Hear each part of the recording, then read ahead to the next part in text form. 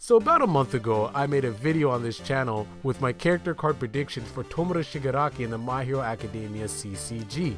Now recently, they came out with their first commercial, and in that commercial, they had a little bit of a teaser, a little bit of a sneak peek of some various cards that are going to be in set 1, and if I look closely, I see Tomura Shigaraki there. So in this video, we are going to be comparing what my prediction was for Tomura Shigaraki to what's expected to actually come out, see how close I was, see how far I was. This is really fun. This is why I wanted to do this whole prediction series, and why I really want to get some more predictions out before more cards get announced. So without further ado, let's jump into it. So very clearly, the card on the left is the confirmed Tomura Shigaraki that we should be getting in set 1, and the card on the right is a Tomura Shigaraki that I predicted in my character card prediction video. Now, if you take a look at the stats, you see that I aced it. I got it perfect. The hand side is 6, a vitality of 28. If you watch my video, you'll remember that my reasoning for this was because All Might was shown to have a vitality of 30, Bakugo and Deku had a vitality of 28, and I figured that Tomura Shigaraki would line up with the stats of Bakugo and Deku just because he's the main villain of Season 1, and then Nomu, being the other villain of Season 1, would probably match up with All Might because he fought All Might, so I figured that Nomu would be the one to have a vitality of 30 or above, so that's how I got those stats. So I completely aced that. Now let's take a look at the resource symbols. So I completely nailed it with resource symbols being death and evil, but I whiffed on the last resource symbol. I chose chaos, but it looks like he's actually going to have fire. So not too bad, I only missed out on one resource symbol. It's going to be interesting to see. I'm actually curious why they decided to give him fire, maybe just so he has access to different cards in set 1. But in season 1, as far as I can remember, there wasn't anything related to fire for Tomura Shigaraki.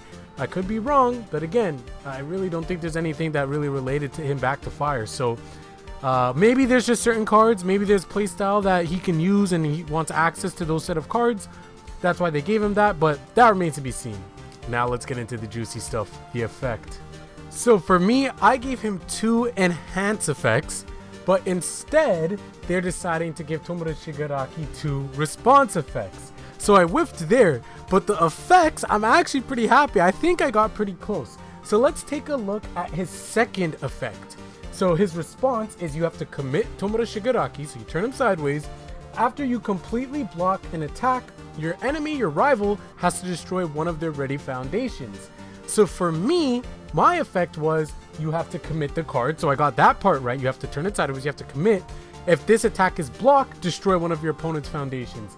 So it's interesting, it looks like Jasco Games decided to go with the approach of Tomura Shigaraki being on the defensive and allowing him to destroy a ready foundation, whereas for me, Tomura Shigaraki would be on the offensive and he would destroy opponent's foundation. But ultimately, the effect of destroying an opponent's foundation was similar, it was correct, and my theory and how I came to that seemed to actually be justified and sound, right? It made sense that you'd have to commit him in order to use an effect like this. But one thing is, maybe mine was a little bit too strong because it was just destroy one of your opponent's foundations, whereas this one is you have to destroy a ready foundation, right? So you can't just destroy any foundation, it has to be in the ready state. So that means if it's already committed, you can't destroy it. In terms of the effect overall, I don't think it's too broken. Again, I think it's pretty similar to the one that I have. Mine was going to be in the enhanced step. This one is in as a response. So it's pretty much almost very similar. Now, if we take a look at the other effect, the first effect on the official Tomura Shigaraki, once again, it is a response.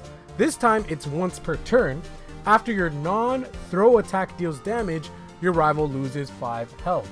So this is going to be a burn effect, extremely aggressive once per turn. After you deal any type of damage, even if you deal 1 damage, your opponent is going to lose 5 vitality. They're going to lose 5 health, so you'll slowly be able to burn them every single turn. Every single time one of your attacks is successful, you'll be able to burn off some HP. I love it.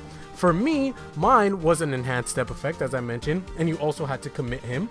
So that way, you know, it's taking away your resource, allowing him to be used in control checks. But his effect was going to be if your attack is blocked, then your opponent loses vitality equal to the block modifier of the block.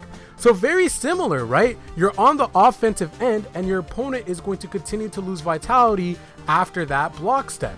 that was the main idea, that was the main theory I had, because again, Tomoda Shigaraki's fantasy, Tomoda Shigaraki's abilities in season 1 is him inflicting damage even if your attack is blocked, right? Or even if your opponent attacks you. So that's why I came to that conclusion, and although the effects are different, you could see that the idea is the same. So there you have it, my Tomoda Shigaraki versus the official Tomoda Shigaraki. I'm really impressed with myself. I'm really happy that I was able to predict it in somewhat form or fashion. But with that being said though, guys, I'm excited to play with this card. I love aggro decks. I love burn decks. I love being able to just like slowly chip your opponent out. It allows them to have to think more about it, because that impending doom of continuously taking damage and losing 5 health seems pretty aggressive, right? Like 5 health in a game where cards have vitalities that range from the 20s to 30s. That's every single turn. Of course, you have a string of attacks. Your opponent's gonna have to really have their blocks on point.